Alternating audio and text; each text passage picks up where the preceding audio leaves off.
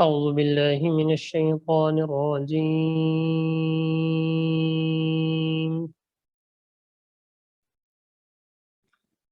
بسم الله الرحمن الرحيم.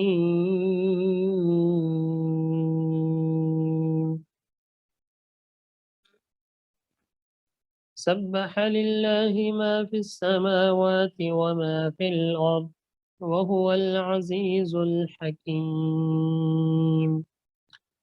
يا أيها الذين آمنوا لم تقولون ما لا تفعلون كبر مقتا عند الله أن تقولوا ما لا تفعلون إن الله يحب الذين يقاتلون في سبيله صفا كأنهم بنيان مرصوص صدق الله العظيم. پہلے ترجمہ دیکھ لیں.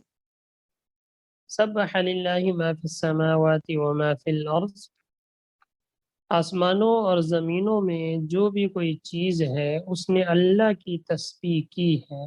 وہو العزیز الحکیم، اور وہی ہے جو اقتدار کا بھی مالک ہے، حکمت کا بھی مالک. یا ایہا الذین آمنوا لم تقولون ما لا تفعلون، اے ایمان والو تم ایسی بات کیوں کہتے ہو جو کرتے نہیں ہو. کبر مقتا عند اللہ ان تقولوا ما لا تفعلون، اللہ کے نزدیک یہ بات بڑی قابل نفرت ہے کہ تم ایسی بات کہو جو کرو نہیں. ان اللہ یحب الذین یقاتلون فی سبیلہ صفا کأنہم بنیان مرصوص، حقیقت یہ ہے کہ اللہ ان لوگوں سے محبت کرتا ہے جو اس کے راستے میں اس طرح صف بنا کر لڑتے ہیں جیسے وہ سیسا پلائی ہوئی عمارت. آپ حضرات کے سامنے سورۃ الصف کی آیت نمبر 2 جو ہمارے اس کورس کا حصہ ہے. تو سورۃ الصف کی 4 آیات تلاوت اور ان کا ترجمہ ہوا، جس میں اللہ تعالیٰ نے مسلمانوں کی اپنے سے محبت کرنے کے لیے وہ خاص طریقہ بتلایا کہ جس کے لیے کچھ مسلمانوں نے تمنا کی.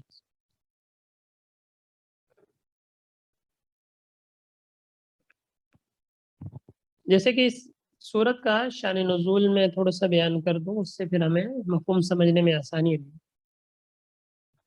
کہ یہ مدینہ منورہ میں یہ سورت نازل ہوئی، سورۃ الصف، اور یہ زمانہ اس وقت کا ہے جبکہ غزوہ احد، احزاب وغیرہ غزوات ہوئے تھے. تو اس ٹائم کچھ مسلمان تھے، وہ جمع ہوئے، ایک جماعت مسلمانوں کی، آپس میں مشورہ کیا. ان کے دل میں خیال آیا کہ اللہ تعالیٰ کے ہاں سب سے محبوب یعنی پسندیدہ عمل کون سا ہے. تو اگر ہمیں وہ پتہ لگ جائے جو اللہ تعالیٰ کو سب سے پسندیدہ عمل ہے تو ہم اپنی جان مال ہر چیز اس پہ قربان کر دیں. یہ ان حضرات نے دعویٰ کی ایک طرح. اور کچھ روایت میں ہے کہ انہوں نے باہم مل کے مشورہ کیا کہ اللہ تعالیٰ کے ہاں جو پسندیدہ عمل ہے اگر وہ ہمیں پتہ چل جائے تو ہم باقی سب کچھ چھوڑ دیں گے اس کی خاطر، اور ہم صرف وہی عمل کرتے تھے. اور ان حضرات نے مشورہ کیا کہ آپ صلی اللہ علیہ وسلم سے پوچھا بھی جائے، لیکن کسی کی ہمت نہیں ہے.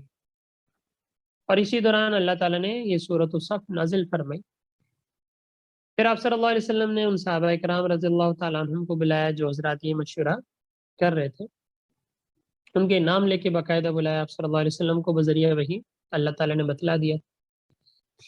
تو وہ حضرات جب آئے مسجد میں تشریف لائے تو آپ صلی اللہ علیہ وسلم نے ان کے سامنے یہ پورا سورۃ الصف پڑھی، تلاوت فرمائی، کہ جس میں اللہ تعالیٰ نے فرمایا کہ مسلمانوں کو یہ بات زیبا نہیں دیتی کہ مسلمان ایسا دعویٰ کرے کہ جس کے بارے میں مسلمانوں کو پتہ نہ ہو کہ ہم اس چیز کو پورا بھی کر سکیں گے یا پورا نہیں کر سکیں.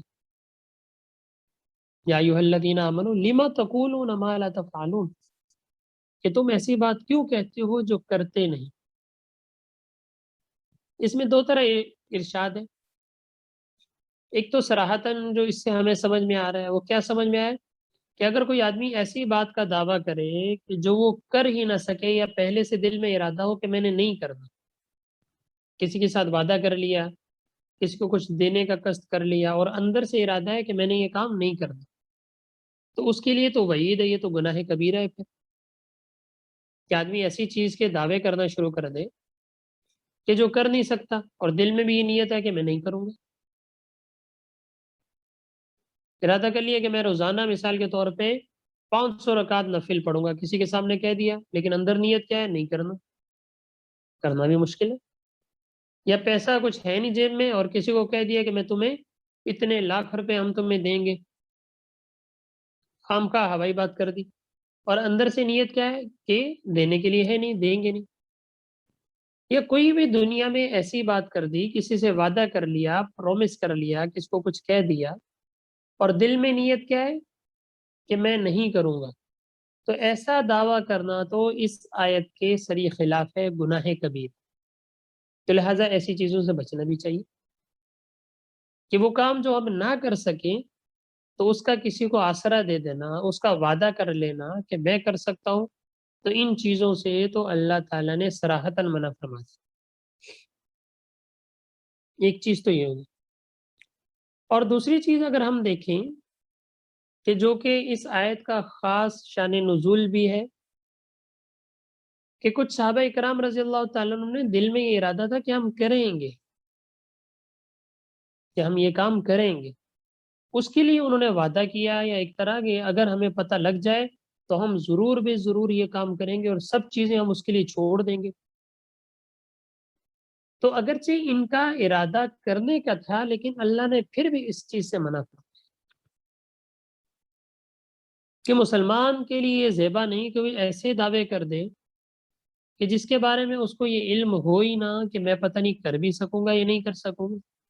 آپ نے قسم کھا لی، دعویٰ کر لیا کہ میں روزانہ 1000 رکعت نفل پڑھوں گا. آپ نے دعویٰ کر دیا میں روزانہ اتنے لاکھ صدقہ کروں گا. آپ نے دعویٰ کر دیا، وعدہ کر دیا کسی کو، میں تمہارا کام یہ لازمی طور پہ کروا دوں گا. ہو سکتا ہے نہ ہو، پھر تو بھلے آپ کی نیت تھی کروانے، لیکن اس کے باوجود بھی اللہ تعالیٰ نے منع فرمایا کہ اس طرح کے دعوے کرنا یہ ایک انسان ہونے کے ابدیت کے خلاف. کرنے والی ذات تو اللہ تعالیٰ کی ہے نا. جب اللہ تعالیٰ کی ذات ہر چیز کرنے والی ہے تو ہم کون ہوتے ہیں ایسے دعوے کرنے والے کہ ہم بڑے بڑے دعوے کریں ہم تو یہ لازمی کر دیں گے. ہاں، دوسری احادیث میں آپ صلی اللہ علیہ وسلم نے فرمایا کہ جب بھی کوئی ایسی بات کرنی ہو تو ساتھ میں انشاءاللہ کہہ دیں کہ اگر اللہ چاہے گا. اللہ چاہے گا تو ہم کر سکتے ہیں، ورنہ اللہ تعالیٰ کی مشیت کے بغیر، اللہ تعالیٰ کے ارادے کے بغیر، اللہ تعالیٰ کی چاہت کے بغیر ہم کچھ بھی نہیں کر سکتے.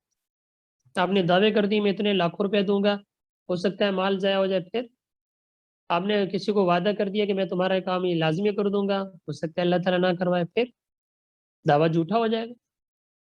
تو اس وجہ سے ایسے دعوے کرنے سے بھلے آپ کا ارادہ بھی ہے دل میں، تب بھی اللہ نے اس سے کیا فرما دیا؟ منع فرما. ہاں، کوئی بھی کام ہے بھلے آپ کر بھی سکتے ہیں، آپ کی دسترس میں ہے بھی، لیکن اس کے باوجود آپ یہ کہہ دیں انشاءاللہ، اگر اللہ نے چاہا میں ضرور آپ کا کام کر دوں، اگر اللہ نے چاہا میں ضرور ایسا کروں گا، اگر اللہ نے چاہا میں خود ایسا کر دوں گا. تو اللہ تعالیٰ چاہتے ہیں کہ جہاں بھی ہو اللہ تعالیٰ کی مشیت کے ساتھ. یہی بندگی کا تقاضا بھی ہے، یہی ایک عبد ہونے کا تقاضا بھی، یہی ایک انسان ہونے کا تقاضا بھی، کہ انسان ایسے دعوے نہ کرے الٹے سیدھے کہ جس کو پھر انسان کچھ کر ہی نہ سکے. ہاں، اللہ تعالیٰ نے لمٹ رکھی ہے، لہٰذا اس میں اگر کام کرنے کا بھی ہے تب بھی انشاءاللہ کہو نا، اللہ کہ اللہ تعالیٰ چاہیں گے تو میں کر دوں گا، اور اس میں انسان کی आजिज़ी भी है, इसमें इंसान की बंदगी भी। तो ये आयत हमें इस चीज़ का भी दर्स दे रही है कि अव्वल तो ऐसे दावे ही ना किए जाएँ जिसको हम पूरा ना कर सकते हों या जिसका दिल में पूरा करने का इरादा ना हो। और अगर कोई काम ऐसा कर भी सकते हैं, तो उसके साथ इंशाअल्लाह की कैद लाज़मी लगाएँ कि अगर अल्लाह चाहेगा तो तब हम ये कर सकते हैं, वगरना हमारे अंदर क्या मजाल है कि हम ये कर सकते। तो इन आयत में अल्लाह ताला ने उन सहाबा कराम रज़ी अल्लाह ताला अन्हुम को मुतनब्बे फरमाया कि इस तरह के दावे करना इंसान के लिए, मुसलमान के लिए ज़ेबा नहीं, कि तुमने दावे तो कर दिए और फिर अल्लाह ताला ने इसमें बता भी दिया कि कौन सा ऐसा महबूब अमल है कि जिसको अल्लाह ताला सबसे ज़्यादा पसंद करते हैं। जिस तरह की चौथी आयत में बयान फरमाया ना, इन्नल्लाह युहिब्बुल लदीना युकातिलूना फी सबीलिही सफ़्फ़ा, कि अल्लाह ताला ने उस अमल को बता भी दिया कि अल्लाह ताला के यहाँ ये अमल बड़ा महबूब है कि मुसलमान एक सफ़, एक यकजा होके दुश्मनों पर हमला करें, जिहाद करें उनसे। और मुसलमान इस तरह हो जिस तरह के शीशा पिलाई हुई दीवार, कि शीशा होता है ना, शीशा उसको पिघला के अगर कोई दीवार कर दी जाए तो फिर उसको कोई भी तोड़ नहीं सकता ना, इतनी मजबूती यानी पायदारी। तो मुसलमान भी इस तरह सफ़े हों इनकी जिहाद में कि जिस तरह के ये मजबूत चट्टान है, शीशा फैलाई हुई दीवार है कुफ्फार के मुकाबले में। इस तौर पे मुसलमान सफ बस्ता होके अल्लाह के रास्ते में जिहाद करे, अल्लाह को ये सबसे ज्यादा पसंदीदा। तो अल्लाह ताला ने अमल भी बता दिया कि तुम लोग कह रहे थे ना कि अल्लाह अगर हमें पता लग जाए वो कौन सा पसंदीदा अमल है तो हम हमेशा उसको करेंगे, सब कुछ छोड़ देंगे। तो अल्लाह ताला फरमाया ये है मेरा पसंदीदा अमल, लिहाजा तुम्हारे जो दावे थे अब उनके मुताबिक अमल करो। तो देखें, या अय्युहल्लज़ीना आमनू लिमा तक़ूलूना मा ला तफ़अलून, ऐ ईमान वालो ऐसी बातें क्यों करते हो जिसको तुम कर नहीं सकते। देखिए यहाँ तो ये अल्लाह ताला ने ऐसे दावे करने से मना फरमाया, लेकिन दूसरी तरफ दावत व तबलीग देने के बारे में वहां अल्लाह ने मना नहीं फरमाया कि तुम अगर खुद नहीं कर सकते दूसरे को दावत क्यों देते हो, बल्कि वहां अल्लाह ने फरमाया कि नहीं, तुम खुद तो उस चीज पे अमल नहीं करते और दूसरों को अमल करने से कैसे रोक सकते हो। तो वहां तरगीब दी है कि भले तुम खुद नहीं भी करते हो लेकिन कम से कम दावत व तबलीग का तकाजा है कि दूसरों को तरगीब दो। उसका नतीजा ये होगा कि अल्लाह ताला तुम्हारे अंदर भी वो अमल पैदा फरमा दे। या अय्युहल्लज़ीना आमनू लिमा तक़ूलूना मा ला तफ़अलून, ऐ ईमान वालो तुम ऐसी बात क्यों कहते हो जो करते नहीं हो। कबूर मक़्तन इंदल्लाहि अन तक़ूलू मा ला तफ़अलून, अल्लाह ताला के यहाँ ये बात बड़ी काबिल नफरत है कि तुम ऐसी बात कहो जो खुद ना करो, खुद अमल नहीं करते, खुद दिल में इरादा भी नहीं है, करने का अज़म भी नहीं है और ऐसे बड़े बड़े दावे करते रहते हो। जिस तरह कुछ लोगों की आदत होती है ना खामखा यानी फजूल बातें करने की, फजूल छोड़ने की, अपनी बड़ाई जाहिर करने की, कि जिस तरह हमसे जैसा बड़ा तो दुनिया में कोई है नहीं। तो ये गुरूर और तकब्बुर की अलामत है, इससे अल्लाह ने मना फरमाया। अल्लाह ताला हमारी हिफाजत फरमाए। फिर चौथी आयत में अल्लाह ताला ने वो अमल बता भी दिया, इन्नल्लाह युहिब्बुल लदीना युकातिलूना फी सबीलिही सफ़्फ़ा, कि अल्लाह के नज़दीक हकीकत ये है कि अल्लाह उन लोगों से मोहब्बत करता है, इन्नल्लाह युहिब्बुल लदीना युकातिलूना फी सबीलिही, जो उसके रास्ते में सफ़्फ़ा सफ़ बनाकर जिहाद करते हैं, कअन्नहुम बुनियानुम मरसूस, गोया कि वो सीसा पिघलाई हुई दीवार, मजबूत चट्टान। तो जब मुसलमान सफ़े बनाकर इत्तेहाद के साथ इस तौर पे जंग करेंगे, जिहाद करेंगे, तो अल्लाह ताला ने फरमाया कि ये अमल अल्लाह ताला को बड़ा पसंद है। ये तो इस चौथी आयत में अल्लाह ताला ने हमें इरशाद फरमाया। इसके बाद आ जाए आप अगले रुकू पे, आयत नंबर 10 पे, जो इसी की कड़ी है। कुछ बीच में इन्होंने मूसा अलैहिस्सलाम का तज़किरा किया, ईसा अलैहिस्सलाम का तज़किरा किया अल्लाह ताला ने, और उसके बाद फिर अल्लाह ताला ने फरमाया, या अय्युहल्लज़ीना आमनू हल अदुल्लुकुम अला तिजारतिन तुनजीकुम मिन अज़ाबिन अलीम, ऐ ईमान वालो, या अय्युहल्लज़ीना आमनू, ऐ ईमान वालो, हल अदुल्लुकुम, क्या मैं तुम्हें अला तिजारतिन बैनकुम, क्या मैं तुम्हें एक ऐसी तिजारत का पता न दूं, ऐसे ऐसी तिजारत के बारे में न बताऊं, जो कि तुन जी को من عذاب علیم، جو تمہیں دردناک عذاب سے بچا لے۔ وہ کون سی ہے؟ تؤمنون باللہ ورسولہ، کہ تم اللہ پر اور اس کے رسول پر ایمان رکھتے ہو، وتجاہدون فی سبیل اللہ، اور اللہ کے راستے میں باموالکم وانفسکم، اپنے مالوں اور اپنی جانوں سے جہاد کرتے ہو۔ ذالکم خیر لکم ان کنتم تعلمون، یہ تمہارے لیے بڑا بہتر ہے اگر تم اس بات کو سمجھو، اگر تم اس بات کو جانو۔ اس آیت میں بھی اللہ تعالیٰ نے جس طرح تجارت انسان کرتا ہے اس کا دنیاوی نفع ہوتا ہے، انسان کوئی چیز بیچتا ہے، خریدتا ہے، پروفٹ ہوتا ہے، نفع ہوتا ہے، کماتا ہے، تو جس طرح اللہ تعالیٰ فرما رہی ہے دنیا میں تجارت کا فائدہ ہے، تو اسی طرح تمہیں میں ایک بہترین تجارت نہ بتاؤں؟ وہ تجارت کون سی ہے؟ کہ تم جس طرح اللہ اور اس کے رسول پر ایمان لائے ہو، اسی طرح تم اپنی جانوں سے اور اپنے مالوں سے اللہ کے راستے میں جہاد، یہ بھی تجارت کی طرح اللہ کے لیے۔ تو جب اللہ کے لیے تم اپنا جان قربان کرو گے، اللہ کے لیے تم اپنا مال قربان کرو گے، تو جس طرح انسان کو خرید و فروخت میں نفع ہوتا ہے، تو یہ اللہ تعالیٰ کے ساتھ جب سودا کرو گے اپنی مالوں اور جانوں کا، تو اس کا نفع آخرت میں اللہ تعالیٰ کتنا زیادہ ہے۔ تو اس آیت میں اللہ تعالیٰ نے جہاد کی حکمت کو، جہاد کو واضح طور پہ بیان فرمایا کہ جس طرح تجارت دنیاوی لحاظ سے فائدہ دیتی ہے، اسی طرح اللہ کے راستے میں جہاد کرنا، یہ اللہ تعالیٰ کے راستے میں جہاد کرنا، یہ مسلمانوں کو اخروی فائدہ دے کہ اللہ تعالیٰ کے ساتھ یہ تجارت ہو رہی ہے، اپنا مال قربان کر رہے ہیں، اپنی جان قربان کر رہے ہیں، اللہ تعالیٰ اس کا بدلہ قیامت کے دن دے، اور کتنا بدلہ دے گا وہ تو مالک ہے، اس کا تو کوئی حساب ہی نہیں۔ کیا بدلہ دے گا؟ یغفر لکم ذنوبکم، تمہارے گناہوں کو معاف فرما دے، وَيُدْخِلْكُمْ جَنَّاتٍ تَجْرِي مِن تَحْتِهَا الْأَنْهَارُ، اور تمہیں داخل کرے گا ایسے باغات میں، ایسی جنات میں کہ جس کے نیچے نہریں جاری ہوں، وَمَسَاكِنَ طَيِّبَةٍ، اور رہنے کے لیے بہترین جگہ ہوں گی، فی جنات عدن، ہمیشہ ہمیشہ کی جنتوں۔ ذالک الفوز العظیم، یہی بڑی کامیابی۔ اخرى تحبون، اور اس کے علاوہ دوسری چیز جس کو تم پسند کرتے ہو، وہ کیا؟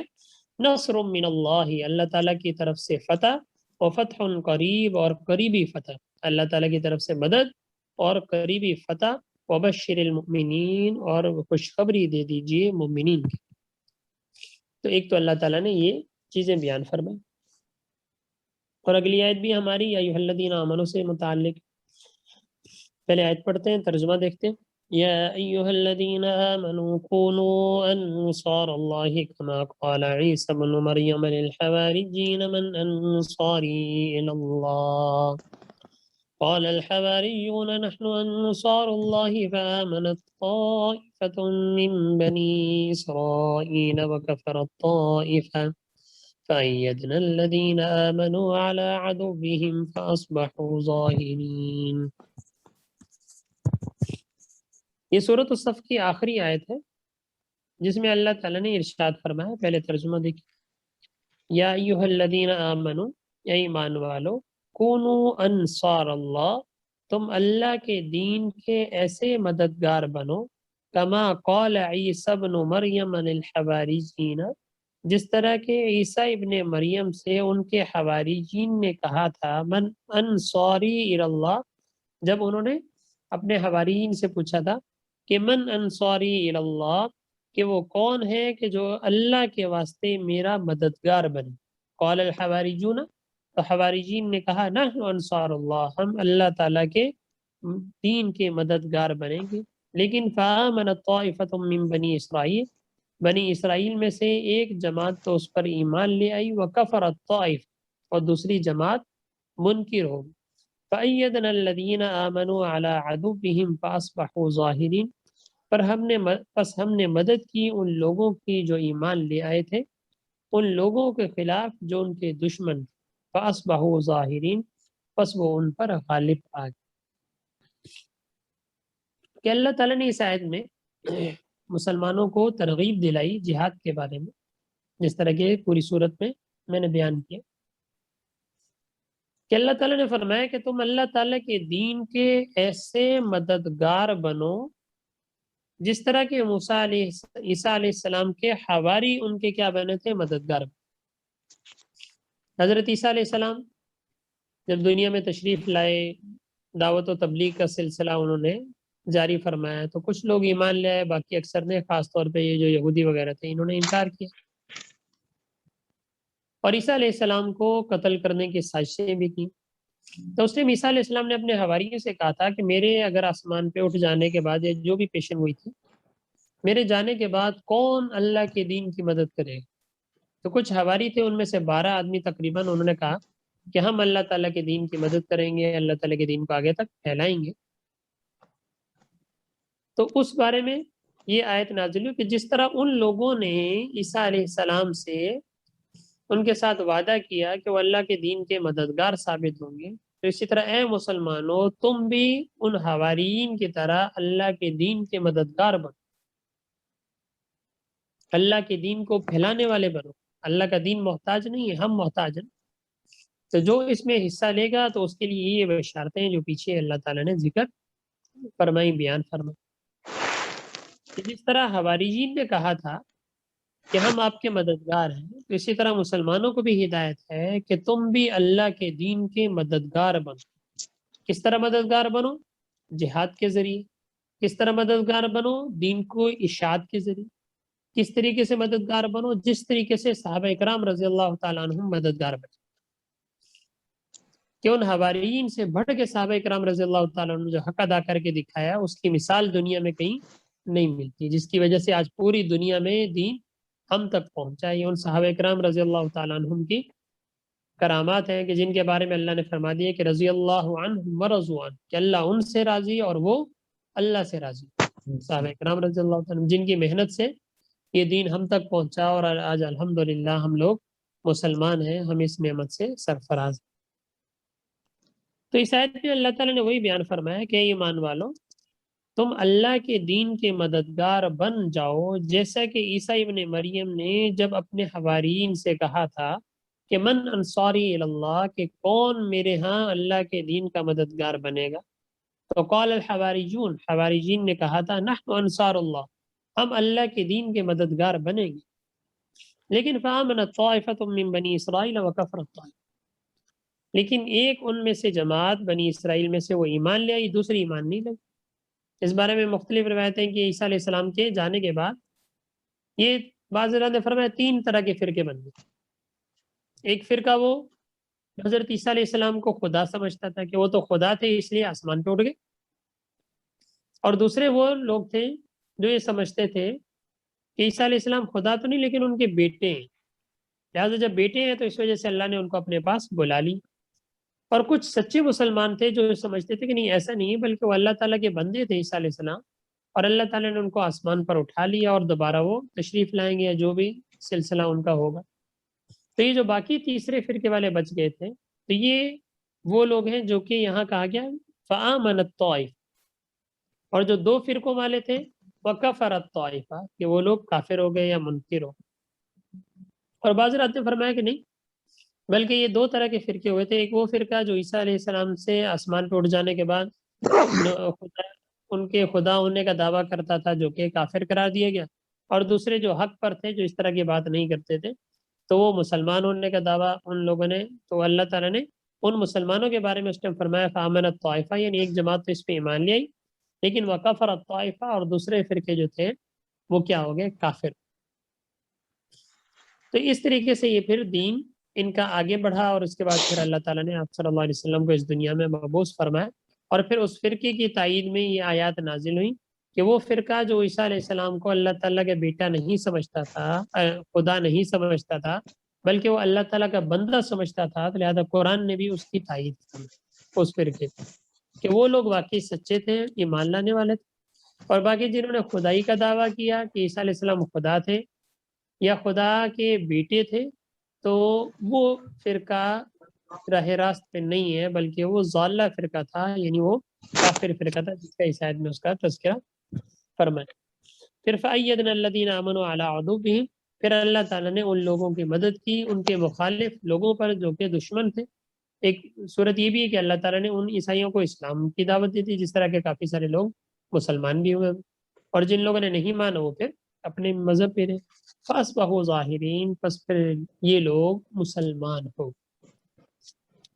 تو یہ سورۃ الصف ہے جس میں کہ شان نزول کے بارے میں آپ نے سمجھا کہ جس طرح کچھ مسلمانوں نے مل کے یہ دعویٰ کیا تھا کہ اگر ہمیں وہ عمل پسندیدہ پتہ لگ جائے کہ اللہ تعالیٰ کو سب سے زیادہ پسندیدہ عمل کون سا ہے تو ہم ہر چیز اس پہ قربان کریں. تو ایک تو اللہ تعالیٰ نے اس دعووں سے منع فرمایا، اور دوسرا اس عمل کے بارے میں بتا دیا کہ وہ اللہ کے راستے میں جہاد فی سبیل اللہ، جہاد کرنا اللہ کے راستے میں، یہ اللہ کے ہاں سب سے زیادہ پسندیدہ عمل اس وقت اللہ تعالیٰ نے اس کو ارشاد.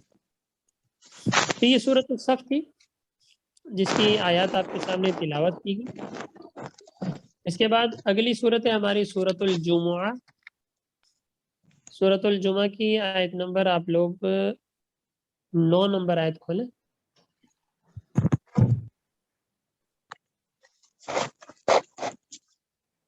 منیر بھائی آپ کا اسپیکر کھلا ہوا ہے.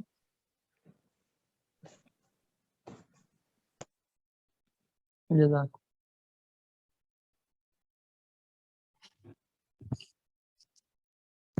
اس کے بعد سورۃ الجمعہ ہے، کیونکہ اس میں جمعے کا تذکرہ ہے تو اس کی آیت دیکھیں، آیت نمبر 9 ہم پڑھیں گے، پھر اس کی تشریح میں آتے ہیں 9، 10، 11. پہلے میں آیت پڑھتا ہوں، ترجمہ کرتا ہوں. اعوذ باللہ من الشیطان الرجیم، بسم اللہ الرحمن الرحیم. يا أيها الذين آمنوا إذا نودي للصلاة من يوم الجمعة فاسعوا إلى ذكر الله وذروا البيع ذلكم خير لكم إن كنتم تعلمون. فإذا قضيت الصلاة فانتشروا في الأرض وابتغوا من فضل الله واذكروا الله كثيرا لعلكم تفلحون.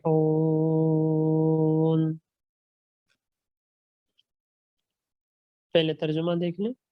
یا ایھا الذین آمنوا، اے ایمان والو، اذا نودی للصلاۃ، جب نماز سے مراد نماز جمعہ، جب نماز جمعہ کے لیے پکارا جائے، من یوم الجمعہ، جمعے کے دن، فاسعوا الی ذکر اللہ، تو اللہ کے ذکر کی طرف لب کو دوڑو، وذروا البیع، اور بے کو چھوڑ دو، ذالکم خیر لکم، یہ تمہارے حق میں بہتر ہے، ان کنتم تعلمون، اگر تم اس بات کو جانتے. فَإِذَا قُضِيَتِ الصَّلَاةُ، پھر جب نماز پوری ہو جائے، فَانْتَشِرُوا فِي الْأَرْضِ، تو زمین میں منتشر ہو جاؤ یعنی پھیل جاؤ، وَابْتَغُوا مِنْ فَضْلِ اللَّهِ، اور اللہ کے فضل کو تلاش کرو، وَاذْكُرُوا اللَّهَ كَثِيرًا، اور اللہ کو کثرت سے یاد کرو، لَعَلَّكُمْ تُفْلِحُونَ، شاید کہ تم پر رحم کیا جائے. یہ سورۃ الجمعہ کی آیت نمبر 9 اور 10 آپ کے سامنے تلاوت اور ترجمہ ہوئی، جس میں اللہ تعالیٰ نے جمعے سے متعلق ایک خاص حکم کو بیان فرمایا. جمعہ کا دن ہمارے مسلمانوں کے لیے بڑا محترم دن ہے. اسی دن میں اللہ تعالیٰ نے زمین و آسمان کو جب پیدا فرمایا تھا تو اسی جمعے کے دن اللہ تعالیٰ نے اس کی تکمیل فرمائی. اسی دن حضرت آدم علیہ السلام کی پیدائش ہوئی، ان کو اسی دن جنت میں اتارا گیا. تو اسی دن کی مناسبت سے مسلمانوں کے ہاں جمعے کا دن مبارک تصور کیا جاتا ہے. اور آپ صلی اللہ علیہ ان آیات کے نازل ہونے سے پہلے بھی مدینہ منورہ میں جو دستور تھا وہ یہ تھا کہ جمعے کو یہ لوگ ایک خاص اہتمام فرمایا کرتے تھے کہ سارے جمع ہوتے تھے، مجمع ہوتا تھا. تو اسی سے متعلق پھر اللہ تعالیٰ نے یہ فضیلت والا دن بھی بیان فرما دیا، اور مسلمان اس دن جمعے کے دن جمع بھی ہوتے ہیں. اور جمعے کی فرضیت کچھ نمازوں سے باقی نمازوں کے علاوہ، کہ جس طرح باقی نمازیں وہ تنہا تو ادا کی جا سکتی ہیں، لیکن جمعے کی نماز تنہا انسان ادا نہیں کر سکتا. باقی نمازیں ایسی ہیں کہ اگر 2 آدمی مل جائیں جماعت ہو سکتی ہے، لیکن جمعے کی نماز ایسی ہے کہ یہ پوری جماعت جب تک نہ ہو، کم از کم امام کے علاوہ 2-3 آدمی نہ ہو، جب تک جماعت کا اطلاق نہ ہو اس ٹائم تک جمعے کی نماز نہیں پڑھی جا سکتی۔ اور اسی طریقے سے جمعہ جو ہے یہ شہر والوں پہ فرض ہے، قصبات والوں پہ فرض ہے، گاؤں والوں پہ فرض وغیرہ نہیں ہے۔ تو اس طریقے سے جمعے کی نماز کے کچھ الگ سے احکامات ہیں، اسی لیے اس آیت میں اس کی خاص تاکید بھی بیان فرمائی کہ ایمان والو، جب جمعے کے لیے ندا دی جائے، پکارا جائے، اور نماز کے لیے کس طرح پکارا جاتا ہے؟ اذان سے۔ تو جمعے کی جب اذان ہو جائے، جمعے کے دن جب جمعے کی اذان ہو جائے، فَسْعَوْا إِلَىٰ ذِكْرِ اللَّهِ، تو اللہ کے ذکر کی طرف متوجہ ہو جائے۔ ذکر سے مراد یہاں پہ نماز، کہ اللہ کی نماز کی طرف متوجہ، اور دوڑنے سے مراد یہاں توجہ حاصل کرنا، کہ جس طرح انسان کسی خاص چیز کی طرف توجہ جب کر لیتا ہے تو باقی چیزوں سے دھیان ہٹ جاتا ہے۔ تو اسی طریقے سے اللہ نے فرمایا کہ جب جمعے کی اذان ہو جائے تو باقی سب چیزوں سے توجہ ہٹا کے جمعے کی نماز کی طرف متوجہ۔ وزر البیع، اور فروخت، خرید و فروخت کو چھوڑ دو۔ بے کے اطلاق ویسے دونوں پہ ہوتا ہے، لیکن یہ خریدنے سے منع چھوڑ دو، مطلب جب خریدنے والا کوئی، یعنی کوئی بندہ بیچنے والا نہیں ملے گا تو خود ہی خریدار بھی نہیں آئے گا، اور چونکہ خریدار تو زیادہ ہوتے ہیں، بیچنے والے کم لوگ ہوتے ہیں، دکانیں کم ہیں، تو لہذا اگر دکانیں ہی بند ہو جائیں تو ایسی صورت میں کوئی خریدار ہی نہیں، جب خریدار نہیں ہے تو خرید و فروخت ہی نہیں۔ اور بالاتفاق یہاں پہ جمہور نے کہ یہاں خرید و فروخت سے مراد صرف خرید و فروخت نہیں ہے بلکہ ہر کام اس میں شامل، باقی چیزیں بھی شامل ہیں، زراعت بھی شامل ہے، کوئی اور چیز بھی شامل ہے، آپ کی نوکری بھی شامل ہے، آپ کی دیگر چیزیں بھی شامل ہیں، اینی ون کوئی بھی کام ہے، سب چیزوں سے ممانعت، کہ جب جمعے کی اذان ہو جائے سوائے جمعے کی طرف متوجہ ہونے کے اب کوئی اور کام مسلمانوں کے لیے جائز نہیں، سب کو چھوڑ دو۔ وذروا البیع ذالکم خیر لکم ان کنتم تعلمون، اسی میں تمہارے لیے بہتر ہے اگر تم اس بات کو سمجھتے۔ اور پھر اگلی آیت میں کیا فرمائے؟ فَإِذَا قُضِيَتِ الصَّلَاةُ، جب جمعے کی نماز مکمل ہو جائے، فَانْتَشِرُوا فِي الْأَرْضِ، اب زمین میں پھیل جاؤ، فَانْتَشِرُوا پھیل جاؤ، فَانْتَشِرُوا فِي الْأَرْضِ وَابْتَغُوا مِنْ فَضْلِ اللَّهِ، اب اللہ کا رزق، اللہ کا فضل تلاش کرو۔ تو اسی بارے میں مفسرین نے فرمایا کہ جب اللہ نے فرمایا کہ جمعے کے بعد اب تجارت کرو، تو جمعے کے بعد کی تجارت میں اللہ نے بڑی برکت رکھی، کہ جمعے سے پہلے سب خرید و فروخت بند کر دو، جیسے جمعے کی ندا ہو، جمعے کی اذان ہو، خرید و فروخت بند، دکانیں بند، کاروبار بند، نوکری بند، ہر چیز بند، اب اللہ کے ذکر کی طرف، نماز کی طرف متوجہ۔ اور جب جمعے کی نماز سے فارغ ہو جاؤ، اب اللہ کے فضل کو تلاش کرو، اب اللہ تعالیٰ اس کاروبار میں مت۔ بزرگوں کا، اکابرین کا یہی طریقہ رہا کہ جمعے کے بعد کافی سارے حضرات، صحابہ، تابعین، کہ جمعے کی نماز کے بعد تجارت میں مشغول ہوتے تھے، کیونکہ اللہ نے وعدہ فرمایا ہے کہ اللہ تعالیٰ اس کاروبار میں برکت، تو لہٰذا جمعے کے بعد کا وقت بڑا قیمتی ہے کاروبار کی۔ جمعے سے پہلے خرید و فروخت ہر چیز بند، اور جمعے کے بعد فَإِذَا قُضِيَتِ الصَّلَاةُ، جب نماز مکمل ہو جائے، فَانْتَشِرُوا فِي الْأَرْضِ، تو زمین میں پھیل جاؤ، وَابْتَغُوا مِنْ فَضْلِ اللَّهِ، اور اللہ کے فضل کو تلاش کرو، وَاذْكُرُوا اللَّهَ كَثِيرًا، اور اللہ کو کثرت سے یاد کرو، درود شریف پڑھو، اللہ کا ذکر کرو، کثرت سے یاد کرو، لَعَلَّكُمْ تُفْلِحُونَ، شاید کہ تمہیں کامیابی حاصل ہو جائے۔ تو اس آیت میں اللہ تعالیٰ نے سورۃ الجمعہ سے متعلق کچھ احکامات بیان فرمائے، تو اس کی تفصیلات آپ لوگ الگ سے پوچھ بھی سکتے ہیں، اس کے تفصیلات پڑھ بھی سکتے ہیں، کافی ساری معلومات بھی ہوں۔ تو یہ آیت اور اس کا ترجمہ